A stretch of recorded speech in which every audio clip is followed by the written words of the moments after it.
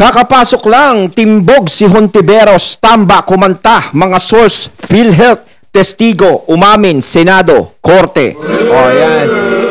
At syempre itong balitang ito, itong videong ito ay nagmula kay Pinas News Insider at syempre ito ang inyong lingkod na si BT na magbibigay ng reaksyon at komento dito sa video na ating mapapanood ngayon. So wag na natin pagtagalin at sabay-sabay na nating panoorin ang laman ng video na hatid sa atin ni Pinas News Insider at bibigyan natin ng reaksyon ang balitang ito. Pasok! Ito ang balita ngayon. Trending at muling pinag-uusapan ngayon sa mundo ng social media. Ang di umanay balitang Bilis yung magsalita. Senator Risa Hontiveros tila nagisa sa sariling mantika matapos isiwalat ng ilang mga source na totoo di umano ang bintang sa kanya sa pagwawaldas di umano nito ng pera ng PhilHealth. Ito'y ayon mismo sa ilang mga vlogger na nagpatunay at ipinost pa sa social media na ginamit di umano para sa kanyang sariling interes at pangangampanya noon nung tumakbo siya sa napakaraming pagkakataon bilang senator ng bansa. Pero bago natin ipagpatuloy ang balita, kung ikaw ay bago pa lamang sa aming channel, ay huwag kalimutang mag-like at mag-subscribe at i-click ang notification bell para palagi kang updated sa channel na ito. Isang pasabog noon ang nangyaring malamafia di umano sa loob ng PhilHealth kung saan tila idinadawit na rin ang pangalan ng senador na si Risa Hontiveros na isa di umano sa mga nagwaldas ng pera ng naturang ahensya. Sabi naman ng sikat na vlogger na si Crisette Lauretachu sa kanyang Facebook account, tunay ang bintang ng mas maraming kongregista at lawmakers sa anomalyang kinasangkutan ni Risa Hontiveros nung siya'y board member pa o director ng PhilHealth. Hindi man raw aminin ni Risa ang kanyang mga ginawang anomalya sa loob ng ahensya, ngunit may magpapatunay di umano na totoong winaldas ni Risa Hontiveros ang pera ng naturang ahensya. Ang hirap talaga nun, no? Kapag napaparatangan ka ng ganun. Hindi, ang dami talagang nagsasabi sa kanya yan, tungkol dyan sa PhilHealth na yan. Siyempre, hindi naman biro-biro yan. Yan talaga ang legit talaga na galing sa pera ng taong bayan. 'Di ba? Kumbaga, kinakaltas mo sa sarili mo. Yan, para pagdating ng panahon, kapag ikaw ay na-ospital, nangailangan ka, nagkasakit ka, is hindi ka masyadong magbabayad ng mahal. Yun ang naitutulong ng PhilHealth. Kaya talaga maraming nag-aambag dyan. Tapos ganun lang ang nangyayari. Mantakin mo kapag ikaw nag-aasikaso ng PhilHealth, napakaraming proseso, ang haba ng pila, 'di ba? Minsan pag iaano mo pa, ilalakad-lakad mo yan sa ospital. 'Di ba? Kunwari, lalabas na yung pasyente, tapos yung mga bills aayusin mo. Ipapakita mo yung PhilHealth mo, lalakad-lakarin mo pa sa loob ng ospital yan. Magpaparat-parito ka pa, malas-malas mo pa kapag malaki yung ospital. 'Di ba? Oo. Ako naranasan ko yan. Doon sa sa nanay ko, doon sa ospital na yon. Hindi ko nababanggitin yung ospital na yun. Ang laki. Na nakita mga paa ko ron, grabe. O, tapos, sila ganyan lang. Kung tutusin, kung totoo man yan o hindi, o kung totoo man, o ano. Diba? Sila ganun-ganun lang. Na nabalitaan natin na pinangre-regalo, Naku, ano ba yan, ma'am? Diba? Kumbaga dapat bago ka talaga magsalita o mamuna ng iba, is dapat linisin mo muna kung ano yung naiiwang dumi sa'yo. Diba? Kasi kapag ikaw ay pumupuna sa ibang tao, no, pinupuna mo yung sinasabi mong mali nila, no, hinuhukay mo, mahuhukay din yung nagawa mong pagkakamali o yung nakamarka na sa'yo, no, na pagkakamaling yun. Ibabalik nila sa iyo yun. Yun din ang ipang-counter nila sa iyo. Mas maganda siguro kung may binibintang man o ano, o kung may nagawa ka mang ganun o wala. Is maganda is pinaliwanag mo, nilinaw mo, saka ka mamuna. Kasi kung mamumuna ka tapos may problema kang ganyan, wala pa rin maniniwala. Kasi napakahirap maniwala sa taong meron ding sabit. Una sa listahan ay ang tila questionabling advertisement ng PhilHealth kung saan gumastos ng milyon-milyong halaga. Tila hindi naman daw napakinabangan ng mas marami sa ating mga kababayan. Matatandaang maging si former Senator Ernesto Herrera ay isa sa mga hindi sumang-ayon sa paggastos ni Risa Hontiveros sa nasabing budget ng PhilHealth. That's bad. At noong 2015 ay inilabas mismo ni Ernesto sa isang artikulo na ginamit lamang pang front ni Risa ang pagkakaroon ng advertisement sa PhilHealth para magkaroon ng pagbubulsa ng pera ng kaban ng bayan. Dito na nga isiniwalat mismo ng kilalang sikat na vlogger na si Crisette Laureta Chu na totoo di umano ang bintang kay Risa Hontiveros at patungkol sa nangyayaring anomalya sa loob ng nasabing ahensya kung saan kasabwat di umano sa nawawalang bilyon-bilyong pisong halaga. Narito ang naging post ng sikat na vlogger na si Crisette Laureta Chu. Maniningil ang kasaysayan, di ba Senator Risa Hontiveros? PhilHealth does not need to put out TV ads starring its PhilHealth chairman. But when Risa Hontiveros was going to run for senator, her ads was always running on TV across multiple channels. 40,000, no tax yet, just basic cost per 30 seconds. For 30 seconds, how many times did the PhilHealth ad came out?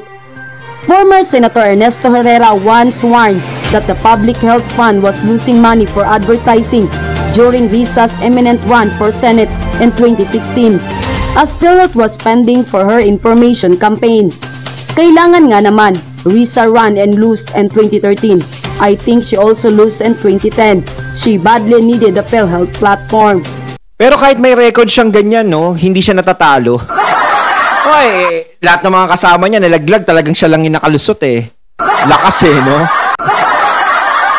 One of many ways the previous administration legalized its spending for election using our own money. Many years ago, Loren Regarda would also have PhilHealth ads. As if kailangan ni PhilHealth mag-ad at kailangan si Risa Hontiveros pa talaga during the time she was running for Senate. Kaya pala ang hilig niyong magparatang na propagandist si Duterte kasi kayo mismo government funds ginagamit niyo. So ano ulit? Walang kinalaman si Risa Hontiveros sa pang-aabuso sa funds ng PhilHealth? Anong tawag sa garapalang paggamit ng PhilHealth to help boost awareness about Risa? Tapos ngayon, after nakinabang sa PhilHealth, nagmamaang-maangan that she does not know about plunder that happened there. Okay Risa, how did you allow this to happen? I hope the Commission on Audit breaks down the actual expenditure because this aired for many months. Pero napakalaking paratang niyan. Takin mo, no? Bilang tagapaglingkod ng bayan is maparatangan ka ng ganyan na ikaw ay nagwaldas ng ganun. Lalong-lalo na yung PhilHealth na yan, na inaasahan ng taong bayan. No? Hindi niya pinaliwanag ang side niya dyan. Pero yung iba, gusto niya ipaliwanag yung side ng iba. Na, syempre, yung kinukundina niya. Syempre, parang nagiging unfair siya eh. Siya halungkat ng ano ng iba eh. Pero, dapat yun nga sinasabi ko eh, dapat nililinis niya yung kanya. Bago ko problemahin ang problema ng iba is, lutasin ko muna to. Gusto ko ipakita ko sa mga tao na ako'y inosente. Bago ako humusga ng iba. Bago ako mag-imbestiga ng iba. Kasi kung mag-iimbestiga ako ng iba, ang hirap na nag-iimbestiga ako, pati ako iniimbestigahan. Ang hirap nun. Pero Risa, kung si Duque gumamit ng PhilHealth ads for propaganda, your hypocrite mouth will round off for sure, pretending to be some social justice warrior concerned about spending. Ano, you're not some social justice warrior?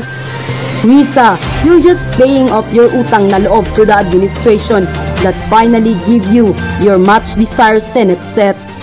Buko na kayo, marami pa ang lalabas. So hi everything sa mga ngayon lang politically aware na akala mo paggising nila ng 2016, yung perfect Pilipinas nila, ganito na ang itsura.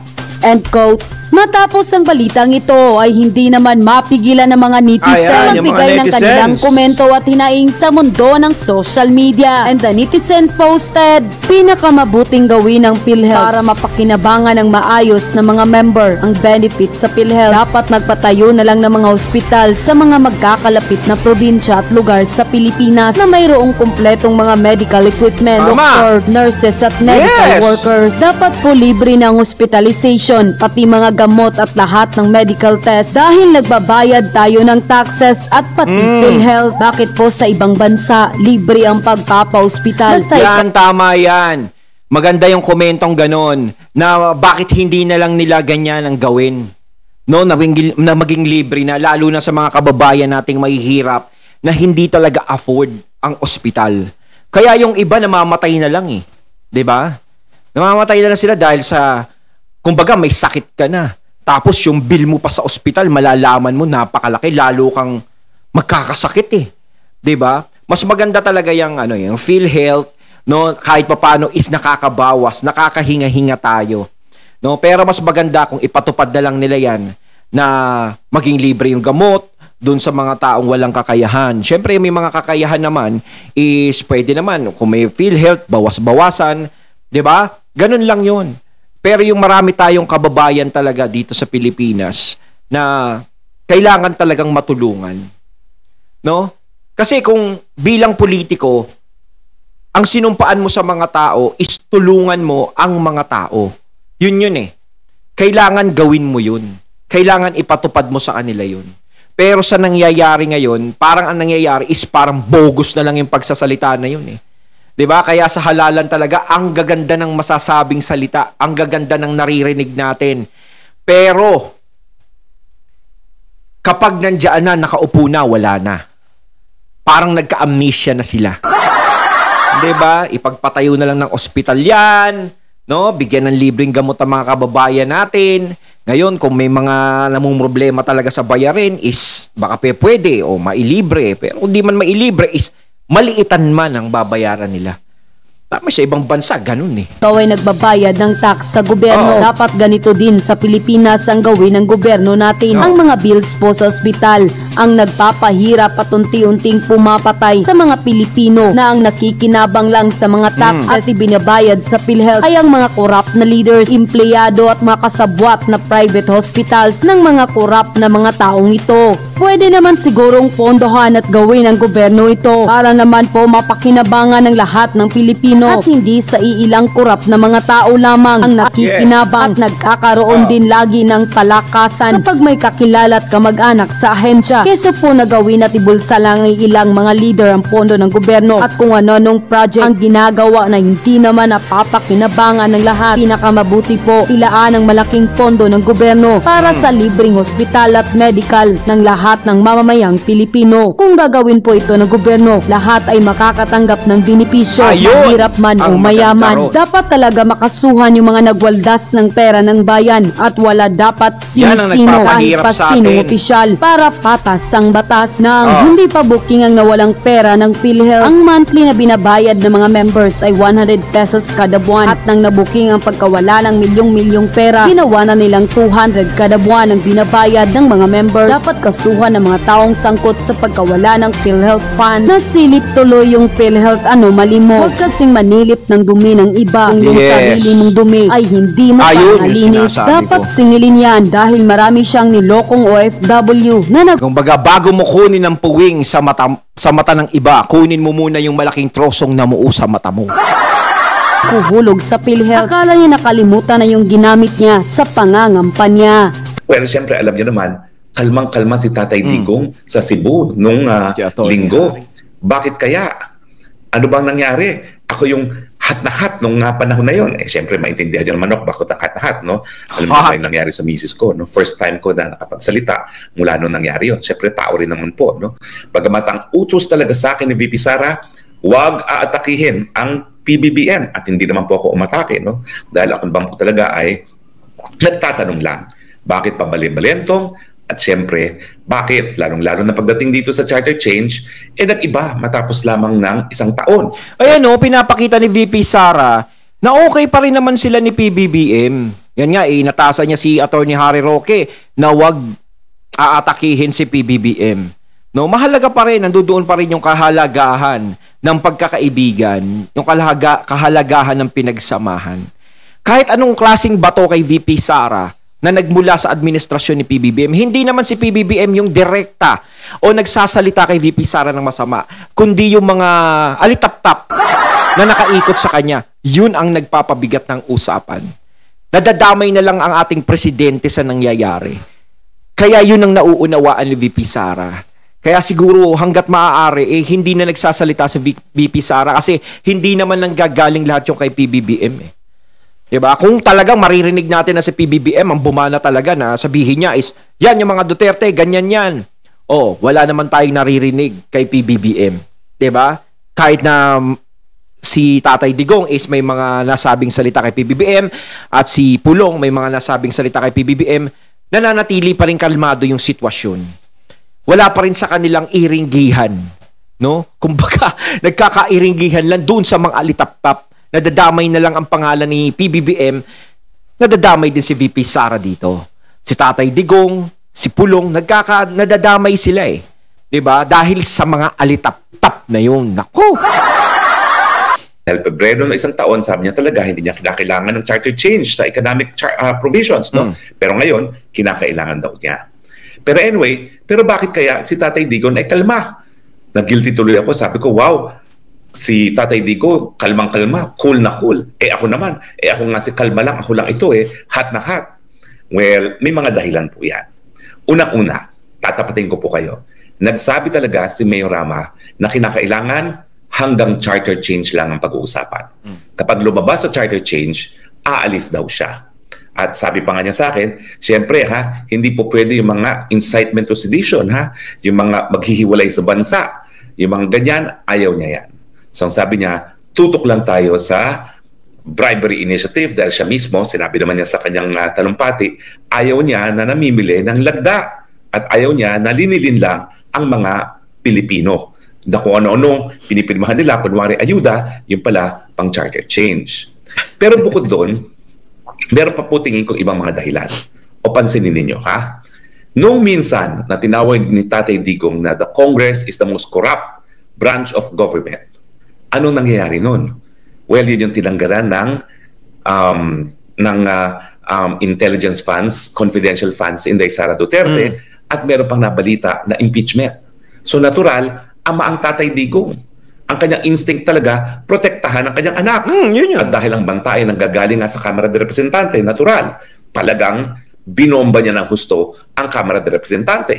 Anong naging resulta? Ipinasara ng mga kongresista ang SMNI. Dahil yan nga po ang ginagamit niyang medium para mag-address sa taong bayan doon sa kanyang gikan sa masa. Pagbaga, pinipigilan talaga siyang magsalita, no? Kahit saan siya lumabas. 'Di ba? Parang nagiging no? Nagkakaroon ng nawawala ng freedom of speech. At saka parang pambabastos pa rin sa dating Pangulo yung ganun. Na pagkatapos ng lahat, no, ganun na lang ang mangyayari. Kaya yun na nagiging question ng mga tao na kay PBBM na kabila ng mga nangyayari sa mga Duterte, bakit hindi pinipigilan ni PBBM yung mga ganung bagay? Yung pagpapaalis sa SMNI, bakit hindi niya pinigilan yun? Kaya hindi mo rin masisi yung mga tao kung bakit nagagalit sa kanya, naiinis sa kanya, no? Dahil sa katanungan, bakit hindi mo pinigilan? Samantalang ang mga Duterte, malaki na itulong sa'yo, sa ganyan, kasama mo sa unit team, tapos parang pinabayaan mo sila. Yun ang nagiging bato kay PBBM. Kahit hindi si PBBM ang gumawa, at iba ang gumawa, yung mga alitap-tap, naiisip ng iba na si PBBM ang nag-uutos ng ganun. 'Di ba? Pero si VP Sara nga, uulitin ko, kalmado pa rin siya. Hindi siya nagpapa-apekto. Hindi naman siguro sa sumasabay lang sa agos si VP Sara. Alam talaga siguro ni VP Sara kung sino ang mga tunay na kalaban. Nung bagong, yung sa Davao, na tinawag niya na drugista, si PBBM. Ano naman ang nangyari? Well, siyempre, mainit. Bakit? Dahil nga, bumalentong ang presidente at ang kanyang Secretary of Justice pagdating sa issue ng ICC. Ang tagal-tagal ng sinasabi ni Presidente, hindi siya makikipagtulungan sa ICC, biglang nagsalita ang Justice Secretary, makikipagtulungan na. At siyempre, ang Kamara de Representante, nagpasa na naman ng 2 resolusyon na nagsasabi na dapat makipagtulungan na ang Pilipinas sa ICC. So natural, nagkaroon ng banta, hindi lang sa seguridad ni Presidente Rodrigo Roa Duterte, kundi pati ni Inday Sara. Kasi alam naman natin na nung nagkaroon ng ganyang pahiwatig si Justice Secretary Remulla, abay dinadawit na nung isang, ano bang pangalan doon, hindi pa naman kapanipaniwala, na hindi ko maalala ang pangalan niya, dinawit bigla ang Inday Sara Duterte. Samantalang sa mulat-mula na sila naghain ng reklamo sa ICC, hindi naman kasama ang Inday Sara Duterte doon. So hindi mo maintindihan bakit all of a sudden dinamay. So ang banta, hindi lamang kay PRRD. Sa totoo lang, sabi nga ni PRRD, okay na ako. 80 years old na ako. Good na siya. Hindi siya magpapahuli ng buhay dyan sa mga taga-ICC dahil hindi siya haharap o magpapahusga sa mga dayuhang mga mahistrado. Pero alam nyo ba, minsan kasi tinanong siya ni VP Sara, paano naman ako, 45 years old, hindi pa ako 80. Kaya napaisip tuloy ang PRRD, no? Oo nga, paano naman yung kanyang unika iha? Abay, hindi naman po pwede na si Unico Iha ay malilitis dyan sa ICC. Kaya naintindihan ninyo, bumomba ng napakalakas na bomba ang PRRD doon naman sa Davao. Pero ngayon, bukod pa doon sa na request ni Mike Rama na siya dabang host ng buong prayer vigil na yan, wala naman pong banta laban sa Vice President natin at wala rin banta laban sa kanya. Ibig sabihin, it is quiet in the Philippine front. Kaya sa tingin ko, kalma rin ang ating PRRD. Ayon, natating natunghayan ng video na nagbula kay Pinas News Insider at syempre natunghayan din natin si Attorney Harry Roque. Syempre talagang pinagtanggol lang ni FPRRD ang kanyang anak. No? Nauunawaan natin yon dahil nga idinamay dyan sa kaso sa ICC. 'Di ba? Na alam naman natin na simulat sa pool hindi naman talaga kasama si VP Sara doon. Si FPRRD, yun talagang dinidiin siya doon sa kaso sa ICC about doon sa ginawa niya na war on drugs niya, no? Pero nagtaka na lang tayo bakit sinama si VP Sara. Pero napagtanto naman natin kung bakit talaga sinasama si VP Sara. Dahil si VP Sara ang isang pinakamatinding magiging tinik sa eleksyon sa 2028. Kaya hanggat maaga pa, ginagawa na nilang hilahin pababa. Kayo mga katunay, anong masasabi nyo tungkol dito? Comment lang po kayo.